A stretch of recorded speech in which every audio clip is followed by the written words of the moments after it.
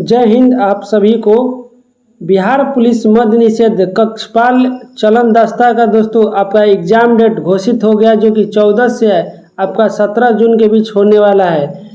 इसी से रिलेटेड दोस्तों आपका जीके जीएस मस्ती यानी जगदेव सर के द्वारा एक प्रैक्टिस सेट बुक निकाला गया, जो कि रियांस पब्लिकेशन की तरफ से है। तो दोस्तों इनका प्रैक्टिस सेट हम करा रहे हैं, जो कि बहुत ही यह महत्वपूर्ण प्रैक्टिस सेट है, क्योंकि आपका जगदेव सर दोस्तों आपका बिहार स्पेशल के लिए बिहार दरोगा हो गया या बिहार पुलिस हो गया, दोस्तों बिहार पुलिस मद्य निषेध हो गया, ये सभी के लिए अच्छा क्वेश्चन सेट करते हैं। तो आप लोग ज़रूर इस प्रैक्टिस सेट को शुरू से अंत तक देखिएगा। और ये प्रैक्टिस सेट आपका नंबर 2 होने वाला है। अगर आप लोग अभी तक प्रैक्टिस सेट नंबर 1 नहीं देखे हैं तो इसका एक अलग हम प्लेलिस्ट बना दिए हैं, आप लोग पहले जाकर प्रैक्टिस सेट नंबर 1 देख सकते हैं।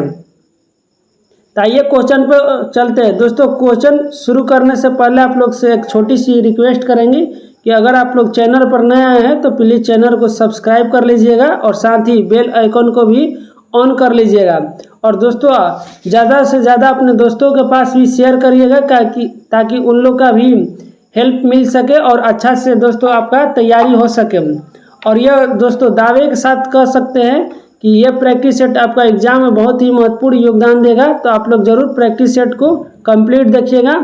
इसमें कुल 17 आपका प्रैक्टिस सेट दिया गया है, जो कि हम पूर्णतः आपका एग्जाम से पहले आपका प्रैक्टिस सेट करा देंगे। और साथ ही दोस्तों आपका इसी चैनल पर ज्ञान बिंदु यानी रोशन आनंद सर के द्वारा जो बुक निकाला गया है मद्य निषेध के लिए, उसका भी प्रैक्टिस सेट इसी चैनल पर ला रहे हैं। और इसके बाद दोस्तों एडिटोरिया पब्लिकेशन के भी तरफ का जो बुक निकाला गया है उसका भी हम इसी चैनल पर कराएंगे।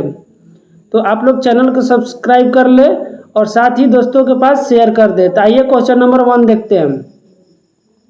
पहला है कि सूची 1 को सूची 2 से सुमेलित कीजिए तथा नीचे दिए कूट का सही उत्तर चुनना है। सूची 1 में हड़प्पा संस्कृति की बस्ती है और दूसरा में नदी से संबंधित है। तो बताना है दोस्तों कि कौन सा आपका सही इसमें से कूट होगा।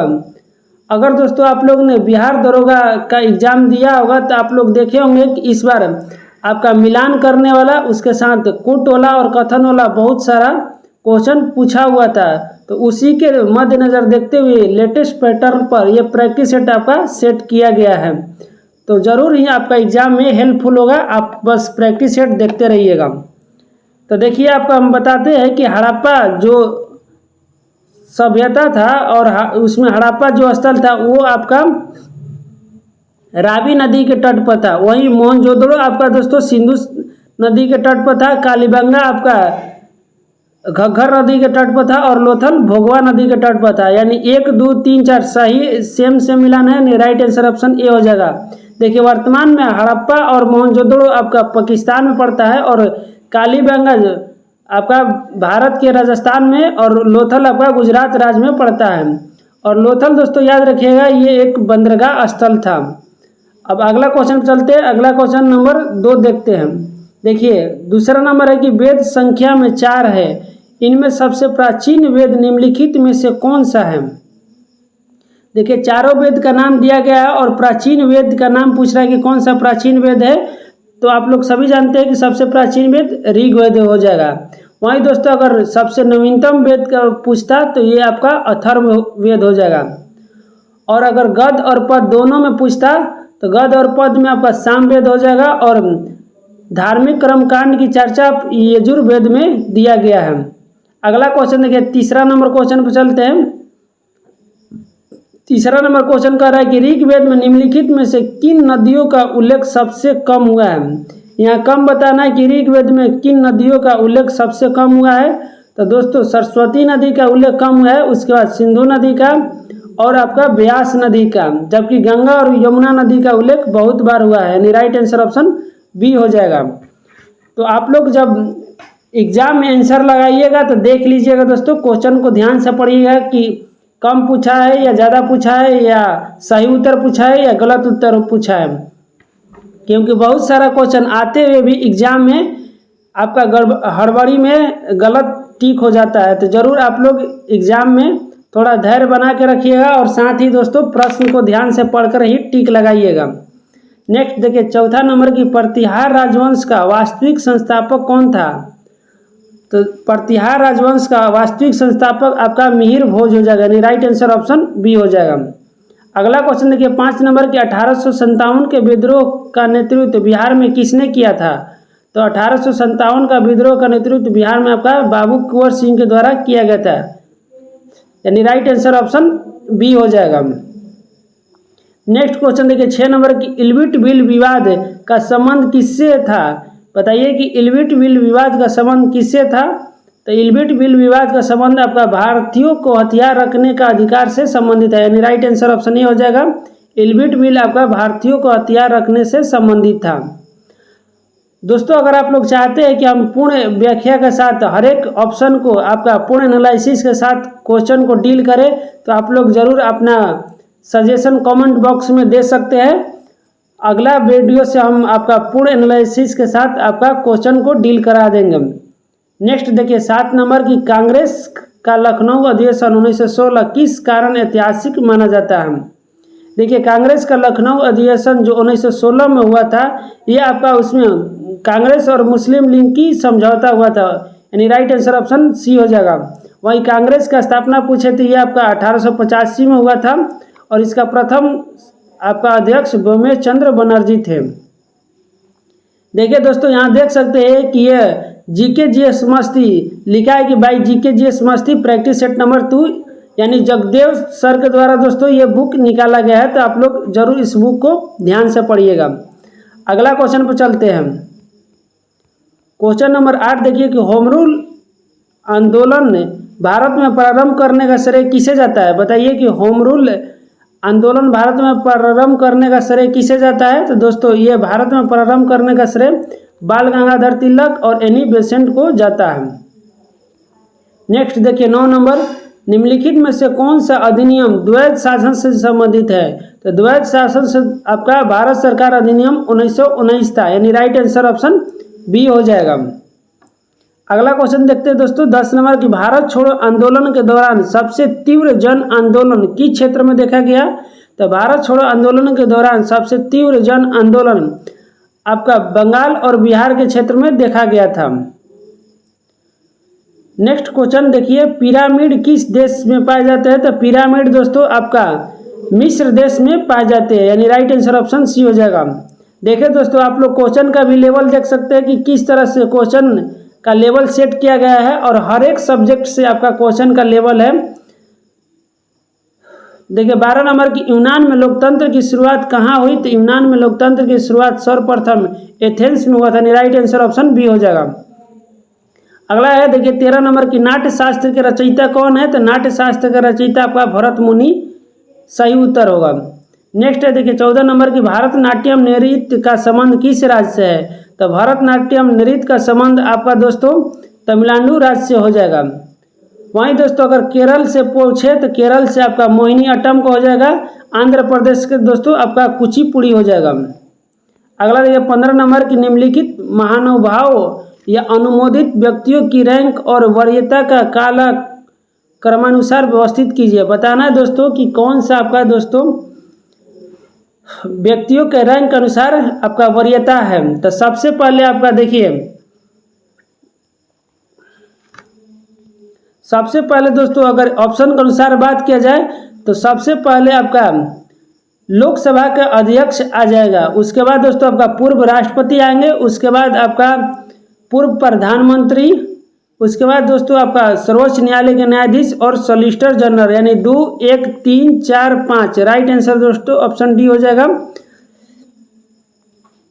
अब अगला क्वेश्चन पर चलते हैं। क्वेश्चन नंबर 16 देखते हैं। निम्नलिखित में से कौन विषम समवर्ती सूची में शामिल है? बताना है दोस्तों कि कौन सा विषय आपका समवर्ती सूची में शामिल है। तो समवर्ती सूची में बात किया जाए तो आपका सार्वजनिक स्वास्थ्य समवर्ती सूची के अंतर्गत आता है और समवर्ती सूची वैसी सूची है जिसमें केंद्र और राज्य दोनों आपका कानून बना सकते हैं। और समवर्ती सूची दोस्तों ऑस्ट्रेलिया के संविधान से लिया गया है, तो ये भी फैक्ट याद रखिएगा। नेक्स्ट देखिए 17 नंबर की भारत के संविधान के किस अनुच्छेद के अंतर्गत संविधान संशोधन की प्रक्रिया दिया गया है?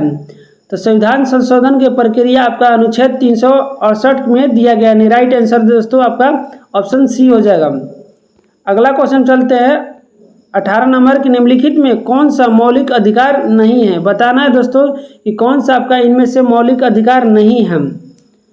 तो देखिए मौलिक अधिकार आपका संपत्ति का अधिकार वर्तमान में मौलिक अधिकार नहीं है। ये आपका 42वां संविधान संशोधन 1976 के द्वारा आपका 44वां संविधान संशोधन 1978 के द्वारा मौलिक आधार से हटाकर कानूनी अधिकार बना दिया गया है। बाकी आपका समानता का अधिकार, शोषण के विरुद्ध अधिकार और धार्मिक स्वतंत्रता का अधिकार मौलिक अधिकार है।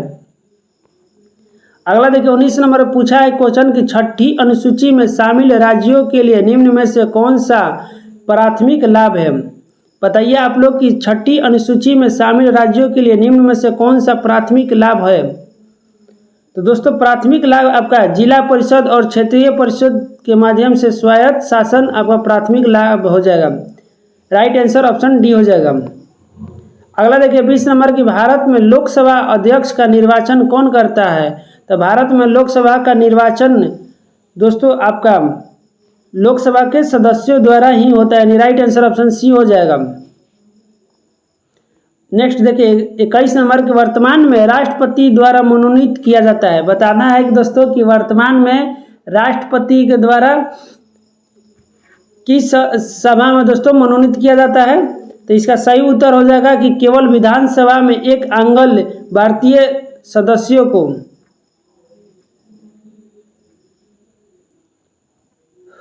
यानी राइट आंसर ऑप्शन डी हो जाएगा। वहीं दोस्तों लोकसभा में 2 आंगल भारतीयों को ये आपका खत्म कर दिया है और राज्यसभा में 12 ख्याति प्राप्त व्यक्ति को ये वर्तमान में होता है, लेकिन 2 आंगल भारतीयों को खत्म कर दिया गया है। तो वर्तमान में राष्ट्रपति द्वारा दोस्तों याद रखिएगा आपका राज्यसभा में 12 ख्याति प्राप्त लोगों के, राइट आंसर ऑप्शन बी हो जाएगा, आपका डी नहीं होगा। नेक्स्ट देखिए 22 नंबर के अवसादी शैलों के लिए निम्नलिखित में से कौन सा कथन सत्य है। बताना है कि कौन सा आपका अवसादी शैलों के लिए कथन सत्य है। तो दोस्तों अगर अवसादी शैल की बात करें तो ये शैल स्तरों में निक्षेपित होते हैं, राइट आंसर ऑप्शन सी हो जाएगा। अगला देखिए 23 नंबर के निम्नलिखित में से कौन कयांत्रिक चट्टान का उदाहरण नहीं है। बताना है दोस्तों कि कौन सा आपका कयांत्रिक चट्टान का उदाहरण नहीं है। तो कयांत्रिक चट्टान का उदाहरण आपका नाइस नहीं है, राइट आंसर ऑप्शन सी हो जाएगा। नहीं यहाँ पूछा है। क्वार्ट्ज, मार्बल और डोलामाइट ये सभी कयांत्रिक चट्टान हो जाएगा या रूपांतरिक चट्टान है। नेक्स्ट देखिए 24 नंबर के निम्नलिखित में कौन एक कर्नाटक, केरल और तमिलनाडु राज्यों के मिलन स्थल पर स्थित है। बताइए कि कर्नाटक, केरल और तमिलनाडु राज्यों के मिलन स्थल पर स्थित है। तो वो दोस्तों पहाड़ी का नाम बताना है। तो ये पहाड़ी आपका नीलगिरी की पहाड़ी है, यानी राइट आंसर ऑप्शन डी हो जाएगा। अगला देखिए 25 नंबर की मणिपुर का अधिकांश धरातल है। बताना है कि मणिपुर का जो धरातल है वो किस कैटेगरी के अंतर्गत आता है। तो दोस्तों ये आपका ज़्यादातर पर्वतीय धरातल है, राइट आंसर ऑप्शन डी हो जाएगा। अगला देखिए 26 नंबर की भारत के किस राज्य को सिलिकॉन स्टेट के नाम से जाना जाता है। तो सिलिकॉन स्टेट को दोस्तों आपका कर्नाटक राज्य को कहा जाता है। अगर वहीं पूछे सिलिकॉन वैली आपका कहाँ स्थित है तो ये आपका केरल राज्य में स्थित है। तो इन दोनों में कंफ्यूज होता है, याद रखिएगा। अगला देखिए 27 नंबर क्वेश्चन देखते हैं कि निम्न राज्यों में से किसका क्षेत्रफल सबसे कम है। ऑप्शन का अनुसार दोस्तों बताना है कि सबसे कम किस राज्य का क्षेत्रफल है। तो दोस्तों ऑप्शन के अनुसार आपका तमिलनाडु राज्यों का क्षेत्रफल सबसे कम हो जाएगा। वहीं अगर बात किया जाए कि ओवरऑल पूरा भारत में आपका किस राज्य का क्षेत्रफल कम है तो आपका गोवा राज्य का क्षेत्रफल सबसे कम हो जाएगा। अगला देखिए 28 नंबर कि निम्न में से कौन सुमेल नहीं है। बताना है कि कौन सा दोस्तों आपका सुमेलित सही नहीं है। एक तरफ आपका राज्य है और दूसरी तरफ राजधानी। तो त्रिपुरा की राजधानी अगरतला सही है। मणिपुर का दोस्तों आपका इम्फाल होता है, यानी यही आपका गलत है। मणिपुर का दोस्तों इम्फाल होता है। आइजोल आपका मिजोरम की होती है। नागालैंड का कोहिमा सही है। और अरुणाचल प्रदेश का ईटानगर ये भी आपका सही है। अगला देखिए 29 नंबर की भारत में केंद्र शासित राज्यों की संख्या कितनी है। तो देखिए भारत में वर्तमान में केंद्र शासित राज्य पूछे तो केंद्र शासित यूनियन टेरेटरी दोस्तों आपका वर्तमान में 8 है, यानी ऑप्शन बी हो जाएगा। देखिए, दादर नगर हवेली और दमन दीव पहले दो अलग अलग केंद्र शासित प्रदेश होते थे, जो कि आपको मिलाकर एक में कर दिया गया है। और साथ ही पहले जम्मू कश्मीर एक राज्य होता था, उसे तोड़कर आपका जम्मू कश्मीर और लद्दाख दो अलग अलग यूनियन टेरेटरी बना दिया गया है। अब अगला क्वेश्चन देखिए 30 नंबर की, भारत की सबसे बड़ी जनजाति कौन सी है? तो भारत की सबसे बड़ी जनजाति अगर पूछे दोस्तों तो ये आपका गोंड जनजाति है। राइट आंसर ऑप्शन ए हो जाएगा। 31 नंबर क्वेश्चन चलते हैं, और आप लोग भी दोस्तों कमेंट करके जरूर अपना उत्तर बताइएगा कि आप लोग लास्ट में कितना सही उत्तर कर पाए। इससे आपका दोस्तों परीक्षा में आकलन होगा कि आप लोग का परीक्षा में कितना नंबर आ सकता है। देखिए 31 नंबर की, अंडी और ओपरेर तीपी नाम से प्रचलित विवाह किस आदिवासी समुदाय से संबंधित है? बताइए कि अंडी और ओपर तीपी नामक विवाह किस आदिवासी समुदाय से संबंधित है? तो ये दोस्तों आपका होज आदिवासी से संबंधित है। अगला देखिए 32 नंबर कि कौन सा युग्म सही सुमेलित नहीं है? यहाँ बताना है दोस्तों कौन सा युग्म सही सुमेलित नहीं है। एक तरफ राज्य है और दूसरी तरफ उसकी मुख्य भाषा है। देखिए, गोवा का मुख्य भाषा कोंकणी सही है, मेघालय का दोस्तों खासी ये भी सही है, नागालैंड का अंगामी ये भी सही है, लेकिन सिक्किम का दोस्तों तिब्बती नहीं होगा। राइट आंसर ऑप्शन डी हो जाएगा, यही आपका मिलान सही नहीं है। अगला देखिए 33 नंबर चलते हैं। 33 नंबर पूछा है कि निम्न कथनों पर विचार करें। देखिए बताना है कौन सा कथन दोस्तों आपका सही होगा। तो पहला है कि गरीबी रेखा न्यूनतम जीवन स्तर को दर्शाती है, बिल्कुल सही है। दूसरा कह रहा है कि भारत में इससे आय और उपभोग के आधार पर मापा जाता है, ये भी आपका दोस्तों सही है, यानी 1 और 2 दोनों सही है। राइट आंसर ऑप्शन सी हो जाएगा कि दोनों सही है। नेक्स्ट क्वेश्चन देखिए 34 नंबर की, गरीबी उन्मूलन का प्रमुख उद्देश्य क्या है? बताना है कि गरीबी उन्मूलन का प्रमुख उद्देश्य क्या है। तो गरीबी उन्मूलन का प्रमुख उद्देश्य दोस्तों गरीबी की आय और जीवन स्तर सुधार करना इसका मुख्य उद्देश्य हो जाएगा। राइट आंसर ऑप्शन बी होगा। अगला देखिए 35 नंबर पूछा क्वेश्चन है कि सार्वजनिक वितरण प्रणाली पीडीएस का मुख्य उद्देश्य क्या है?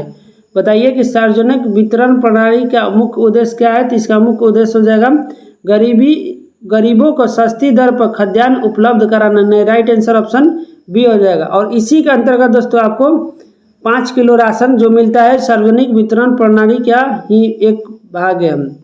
नेक्स्ट देखिए 36 नंबर क्वेश्चन पूछा है कि निम्न में से कौन सा तृतीयक क्षेत्र के उदाहरण है?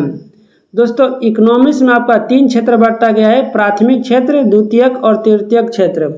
प्राथमिक क्षेत्र में दोस्तों आपका कृषि आता है, वहीं द्वितीयक क्षेत्र में आपका निर्माण आता है, और तीसरा क्षेत्र में दोस्तों आपका बैंकिंग, रेलवे और सेवा से संबंधित है। राइट आंसर ऑप्शन सी हो जाएगा।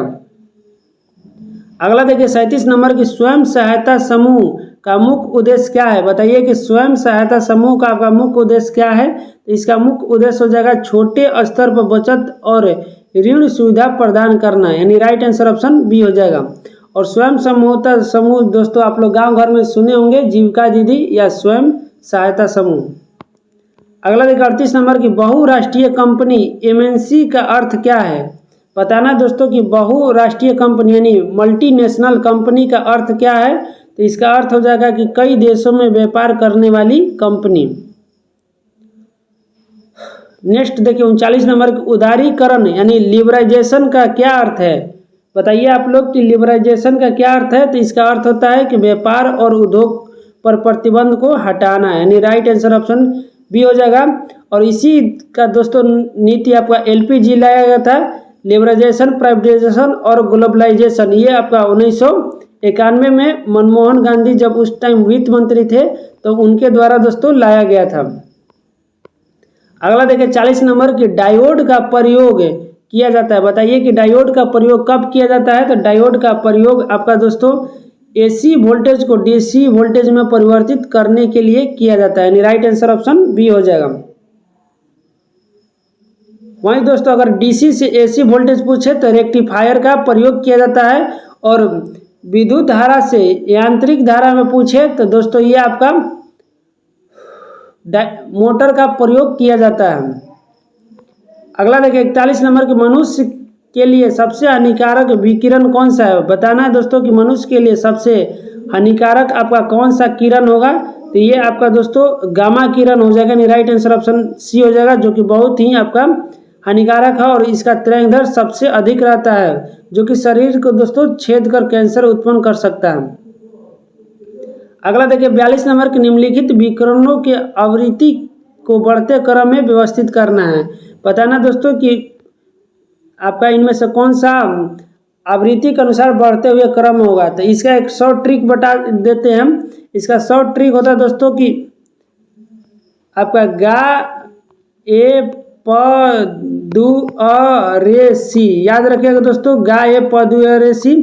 गा से गामा रे, ए से एक्सरे, प से पराबैंगनी, द से दृश्य रेस, अ से अवरक्तकरण, र से रेडियो और स से सूक्ष्म तरंग। तो ये दोस्तों आपका इधर जाने पर आपका तरंग दैर्ध्य घटता है और आवृत्ति बढ़ता है। तो इस तरह से आप लोग टिक लगा सकते हैं। इसका सही उत्तर हो जाएगा आपका ऑप्शन ए, पहला आपका रेडियो विकिरण, उसके बाद अवरक्त, उसके बाद एक्सरे, उसके बाद दृश्य, यानी राइट आंसर ऑप्शन ए हो जाएगा।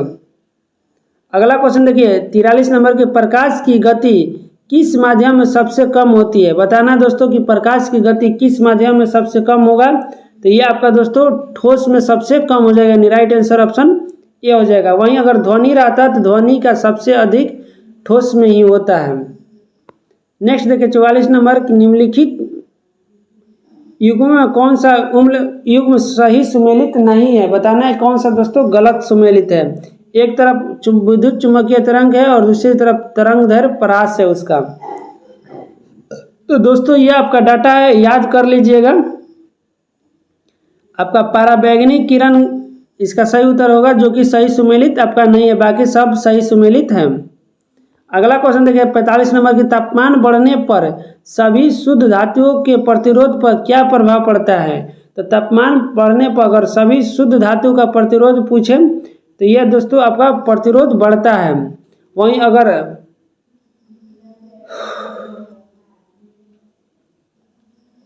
अगला देखिए 46 नंबर कि Mg2+ आयन का इलेक्ट्रॉनिक विन्यास क्या होगा। तो देखिए दोस्तों Mg2+ इलेक्ट्रॉनिक का विन्यास आपका 2 8 और 1 होगा, यानी राइट आंसर ऑप्शन बी हो जाएगा दोस्तों। सॉरी, इसका 2 8 होगा। देखिए मैग्नीशियम का 12 आपका परमाणु संख्या होता है और 2+ का मतलब है कि 2 इलेक्ट्रॉन त्याग कर दिया, यानी इसका अगर इलेक्ट्रॉनिक विन्यास निकाले तो 2 8 2 होता है, 8 2 10 2 12 होता है और 2 का ये त्याग कर चुका है, तो इसका इलेक्ट्रॉनिक विन्यास अंतिम रूप से 2 8 होगा। अगला देखिए 47 नंबर के रासायनिक परिवर्तन के साथ होता है। बताना है कि रासायनिक परिवर्तन दोस्तों इनमें से कौन सा है। तो रासायनिक परिवर्तन आपका नए पदार्थ का निर्माण भी होता है, निकाय का एंथैल्पी में परिवर्तन भी होता है और पदार्थ के रासायनिक गुणों में परिवर्तन भी होता है, यानी ए बी सी तीनों सही है, राइट आंसर ऑप्शन डी हो जाएगा। अगला देखिए 48 नंबर की विद्युत ऋणात्मक किसी परमाणु को डैश की क्षमता की माप है। बताना है दोस्तों कि विद्युत ऋणात्मकता किसी परमाणु का किसकी क्षमता का माप है। तो ये क्षमता दोस्तों इलेक्ट्रॉनों को आकर्षित करने का माप होता है, राइट आंसर ऑप्शन सी हो जाएगा।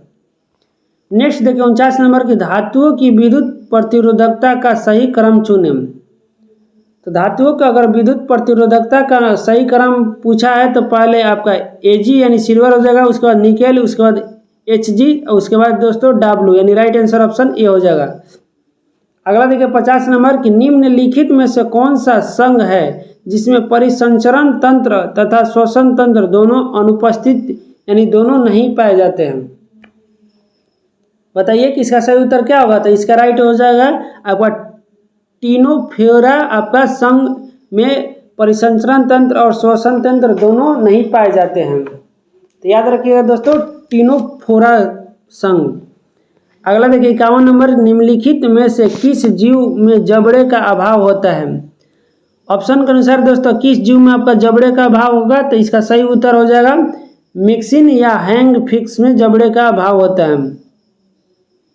अगला देखिए 52 नंबर की सरीसृप वर्ग का ऐसा कौन सा प्राणी है जिसके हृदय में 4 प्रकोष्ठ यानी 4 कोष्ठक होते हैं। तो सरीसृप में दोस्तों आपका 4 कोष्ठक घरेलू छिपकली में होता है, राइट आंसर ऑप्शन ए हो जाएगा।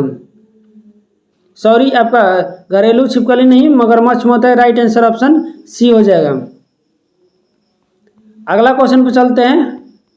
क्वेश्चन नंबर 53 देखिए, निम्नलिखित में से किस पौधे में तना खाद्य सामग्री का दोस्तों भंडारण नहीं करता है? बताना है दोस्तों कि किस पौधे में तना खाद्य सामग्री का भंडारण नहीं करता है। तो ये भंडारण आपका अरबी में नहीं करता है, बाकी आलू, अदरक और प्याज में दोस्तों खाद्य सामग्री का भंडारण करता है। अगला देखिए 54 नंबर के, निम्नलिखित में कैबियम संबंधित है। बताइए कि कैबियम आपका किससे संबंधित है? तो कैबियम दोस्तों आपका हो जाएगा संवहनी ऊतक तंत्र से संबंधित है। राइट आंसर ऑप्शन ए सही है। देखिए 55 नंबर सूची 1 और सूची 2 को मिलान करना है। एक तरफ सूची है, दूसरी तरफ सूची 2 है।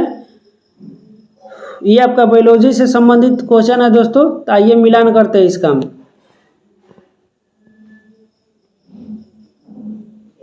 पहला है फ्लोएम। तो फ्लोएम दोस्तों अधिकांश काष्ठीय वृक्ष होता है। राइट आंसर ऑफ 4 होगा फ्लोएम का।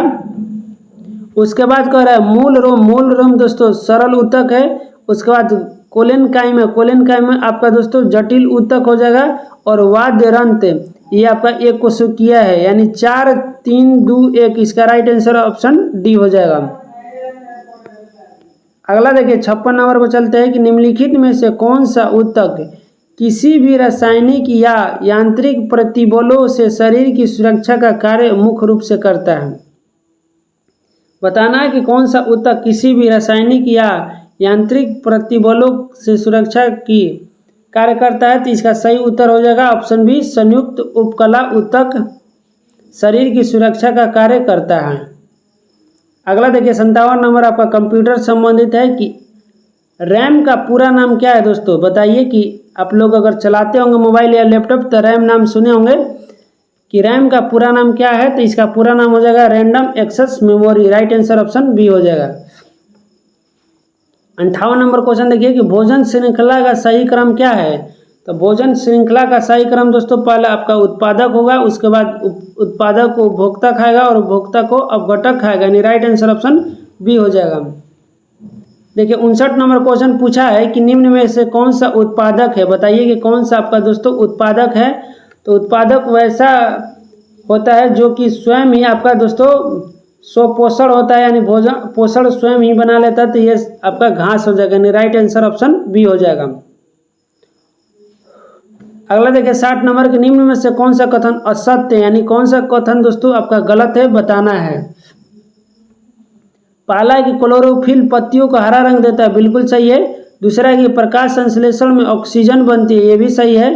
तीसरा कह रहा है पौधे केवल रात में श्वसन करते हैं, ये गलत है दोस्तों। पौधे दिन और रात दोनों टाइम श्वसन करते हैं। राइट आंसर ऑप्शन सी हो जाएगा। अगला देखिए 61 नंबर पूछा है कि निम्न में से कौन सा कथन असत्य? ये भी दोस्तों कथन गलत बताना है कि कौन सा कथन आपका गलत है। तो पहला है कि नोबेल शांति पुरस्कार नॉर्वे में दिया जाता है, सही है। अन्य नोबेल पुरस्कार स्वीडन में दिया जाता है, दोस्तों ये भी सही है। नोबेल पुरस्कार हर वर्ष दिया जाता है, बिल्कुल सही है। नोबेल पुरस्कार केवल वैज्ञानिकों को दिया जाता है, ये आपका दोस्तों गलत हो जाएगा। यानी राइट आंसर ऑप्शन डी हो जाएगा। वैज्ञानिकों के नहीं दोस्तों, बल्कि आपका साहित्य के क्षेत्र में आपका दोस्तों शांति के क्षेत्र में भी दिया जाता है। अगला देखिए 62 नंबर की, रामचरितमानस के रचयिता कौन है? बताइए कि रामचरितमानस के रचयिता कौन है? तो रामचरितमानस के रचयिता आपका गोस्वामी तुलसीदास जी हो जाएंगे। राइट आंसर ऑप्शन बी हो जाएगा। अगला देखिए 63 नंबर के, निम्न में से कौन सा युग्म सही सुमेलित नहीं है? बताना है दोस्तों कौन सा आपका सही सुमेलित नहीं है। तो देखिए जलियांवाला बाग हत्याकांड आपका 13 अप्रैल 1919 को हुआ था, सही है। असहयोग आंदोलन का शुरुआत 1920 में हुआ था, ये भी आपका सही है। सविनय अवज्ञा आंदोलन दोस्तों ये आपका 1935 में नहीं हुआ था, यही आपका गलत है। राइट आंसर ऑप्शन सी हो जाएगा। और भारत छोड़ो आंदोलन ये आपका सही है। राइट आंसर दोस्तों ऑप्शन सी जो कि गलत है। सविनय अवज्ञा आंदोलन आपका 1930 में हुआ था। अगला देखिए 64 नंबर की, निम्न में से कौन सा युग्म सही सुमेलित नहीं है? देखिए इस सेट में ज़्यादातर दोस्तों आपका नहीं वाला ही पूछा है, तो आप लोग ध्यान से सेट को लगाइएगा। अगर आप लोग चाहते हैं कि पीडीएफ, तो इसका हम टेलीग्राम लिंक दे दिए हैं डिस्क्रिप्शन में, आप लोग वहां से जाकर मेरे टेलीग्राम चैनल से इसका पीडीएफ ले सकते हैं। तो देखिए बताइए कि कौन सा सही सुमेलित नहीं है। एक तरफ दिवस है और उसका डेट दिया गया है। तो पहला है कि विश्व जल दिवस 22 मार्च को, बिल्कुल सही है। अंतर्राष्ट्रीय योग दिवस 21 जून को, ये भी सही है। विश्व स्वास्थ्य दिवस 7 अप्रैल को, ये भी सही है। और विश्व साक्षरता दिवस ये दोस्तों 10 सितंबर को नहीं मनाया जाता है। राइट आंसर ऑप्शन डी हो जाएगा। अगला क्वेश्चन देखिए 65 नंबर के, निम्न में कौन सा युग्म सही सुमेलित नहीं है। फिर से दोस्तों नहीं बताना है कौन सा सही सुमेलित नहीं है। एक तरफ दोस्तों आपका ये आपका खेल से संबंधित है और दूसरा आपका कप है। बताना है कि कौन सा खेल से कौन सा कप संबंधित है। तो क्रिकेट दोस्तों आपका लॉर्ड से संबंधित सही है। टेनिस विंबलडन कप से संबंधित ये भी सही है।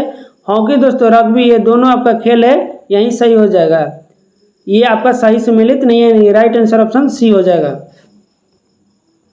अगला देखिए 66 नंबर के, बिहार में तुर्क सत्ता की स्थापना का श्रेय किसे कहा जाता है। बताइए कि बिहार में तुर्क सत्ता का स्थापना का श्रेय किसे जाता है। तो दोस्तों ये आपका इख्तियारुद्दीन बख्तियार खिलजी को जाता है। राइट आंसर ऑप्शन बी हो जाएगा। नेक्स्ट देखिए 67 नंबर कि कुंवर सिंह ने 26 मार्च 1858 ईस्वी को किस जिले पर अधिकार स्थापित किया था। बताइए कि बाबू कुंवर सिंह द्वारा 26 मार्च 1858 को किस जिले पर अधिकार स्थापित किया गया था। तो यह जिला का नाम दोस्तों आपका आजमगढ़ हो जाएगा। राइट आंसर ऑप्शन सी हो जाएगा।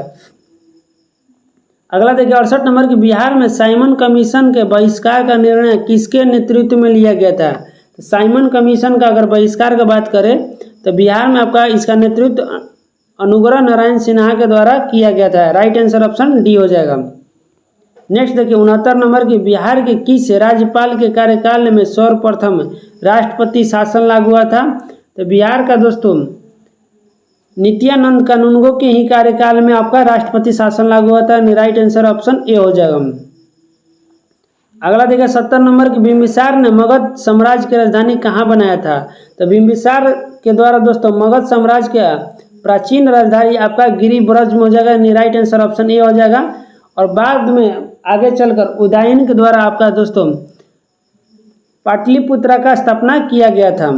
अगला देखिए 71 नंबर की, निम्नलिखित में से किस टाइगर रिजर्व ने महिलाओं के लिए वन्य जीवों की सुरक्षा हेतु वन जीव दीदी नाम से एक नई पहल शुरू की है। तो दोस्तों इसका सही उत्तर हो जाएगा आपका पलामू टाइगर रिजर्व, जो कि झारखंड राज्य में स्थित है। अगला देखिए 72 नंबर, किस देश ने 1997 की एंटी कार्मिक माइन प्रतिबंध संधि ओटावा सम्मेलन से आधिकारिक रूप से हटने की घोषणा किया है। तो दोस्तों इसका सही उत्तर हो जाएगा आपका स्पेन देश ने किया है। अगला देखिए 73 नंबर के, भारत का पहला सोयाबीन महोत्सव निम्न में से किस राज्य में आयोजित किया गया था। तो भारत का पहला सोयाबीन महोत्सव आपका मध्य प्रदेश राज्य में आयोजित किया गया था। राइट आंसर ऑप्शन डी हो जाएगा। अगला देखिए 74 नंबर की, G4 ग्रुप यानी G4 group Bharat, Germany, Japan और ब्राजील शामिल है की बैठक कहाँ हुई।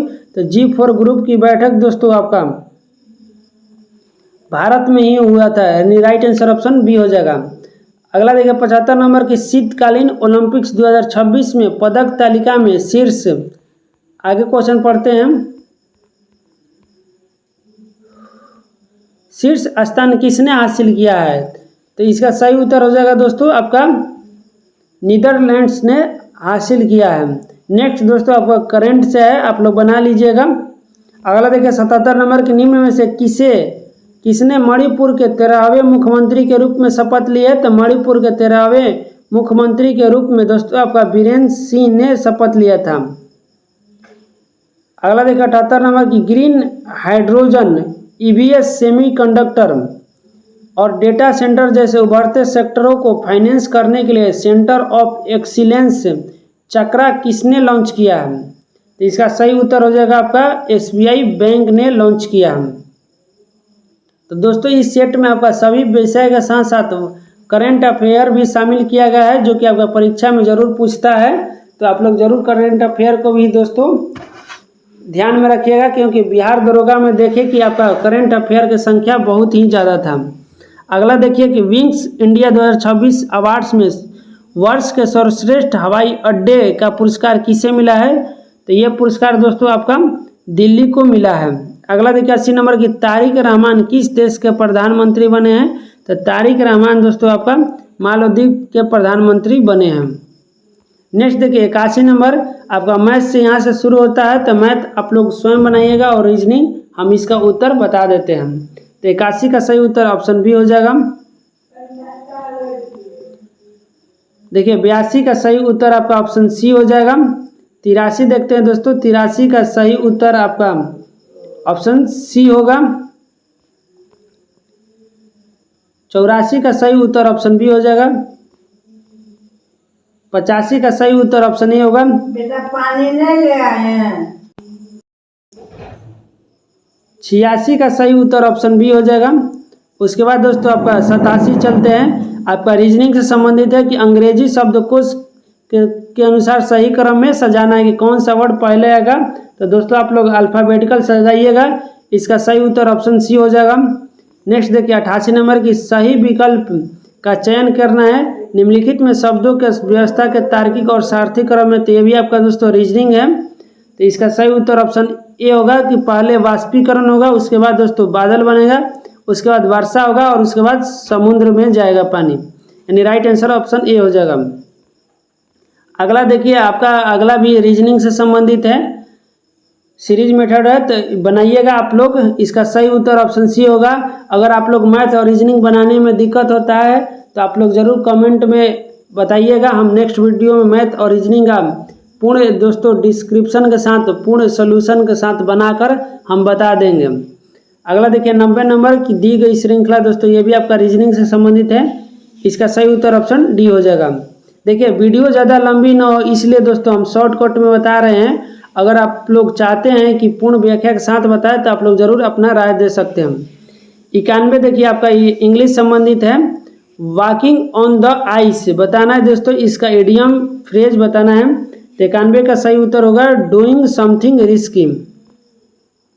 नेक्स्ट देखिए 92 नंबर की सिलेक्ट रॉन्गली स्पेल्ड वर्ड बताना है दोस्तों कि कौन सा आपका गलत मीनिंग है, तो इसका सही उत्तर आपका ऑप्शन ए हो जाएगा।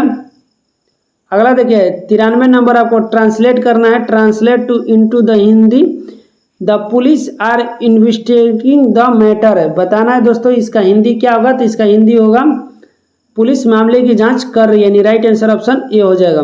अगला देख चलते हैं 94 नंबर, देखिए रीजनिंग ही है आपका, नरेशन से संबंधित है, तो आप लोग इंग्लिश बना लीजिएगा। टेंस और नरेशन दोस्तों, प्रीपोजिशन और वॉइस, ये कुछ चैप्टर आप लोग इंग्लिश में ज़रूर पढ़ ले। 4-5 क्वेश्चन दोस्तों इंग्लिश से आता है और 4-5 क्वेश्चन आपका हिंदी से आता है, तो आप लोग ज़रूर पढ़ लें। इसका सही उत्तर होगा ऑप्शन सी हो जाएगा, ऑप्शन सी। नेक्स्ट देखिए 95 नंबर भी आपका इंग्लिश से संबंधित है, 95 का सही उत्तर ऑप्शन बी हो जाएगा। देखिए दोस्तों आपका इसमें मैथ, रीजनिंग, हिंदी, इंग्लिश और जीके जीएस में दोस्तों इसमें सब सब्जेक्ट मिलाकर पूछा हुआ है और साथ में करंट में भी पूछता है, तो आप लोग हर एक सब्जेक्ट को इतना ही इम्पोर्टेंट दीजिएगा आपका नंबर के अनुसार। अगर आप लोग चाहते हैं दोस्तों कि नेक्स्ट वीडियो में हम प्रीवियस ईयर बिहार पुलिस में जितना भी एग्जाम हुआ है, जैसे कि अभी 19,000 का दोस्तों रिजल्ट आया था, तो उसका भी प्रीवियस ईयर या उससे पहले 21,000 प्लस जो बिहार पुलिस आया था उसका भी प्रीवियस ईयर, जितना भी दोस्तों 5 साल में बिहार पुलिस का एग्ज़ाम हुआ है सभी का हम प्रीवियस ईयर प्रैक्टिस सेट करा देंगे, तो आप लोग ज़रूर कमेंट करके बता सकते हैं हम।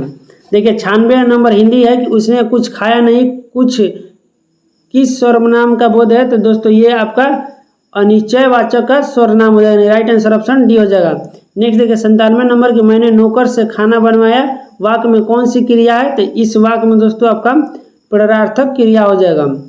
अगला देखिए 98 नंबर की कौन सा संयुक्त क्रिया का भेद नहीं है, तो संयुक्त क्रिया का भेद दोस्तों आपका नाम बोधक नहीं है। नेक्स्ट देखिए 99 नंबर की हरि मोहन को रुपए देता है, रेखांकित शब्द में कौन सा कारक है, तो मोहन में दोस्तों आपका कारक अगर पूछ रहा है तो यह संप्रदान कारक है मोहन को। और इस सेट का दोस्तों आपका ये लास्ट क्वेश्चन 100 नंबर, आप लोग ज़रूर चैनल को सब्सक्राइब कर लीजिएगा और वीडियो अच्छा लगा होगा तो एक लाइक करें दोस्तों, और अपने दोस्तों के पास भी शेयर कर दें। नेक्स्ट वीडियो में दोस्तों हम लाएंगे इसका प्रैक्टिस सेट नंबर 3 और साथ ही दोस्तों प्रीवियस ईयर क्वेश्चन भी करा देंगे आपका बिहार पुलिस से जितना भी संबंधित है। तो 100 नंबर क्वेश्चन देखिए कि मेरा घर स्कूल से बहुत दूर है, रेखांकित शब्द में कौन सा कारक है। स्कूल से बोला है दोस्तों, तो इसमें आपका अपादान कारक है, जो कि अपादान कारक अलग होने का सूचक होता है। तो इस तरह से दोस्तों आपका प्रैक्टिस सेट नंबर 2 समाप्त होता है। मिलते हैं नेक्स्ट वीडियो में, तब तक के लिए जय हिंद।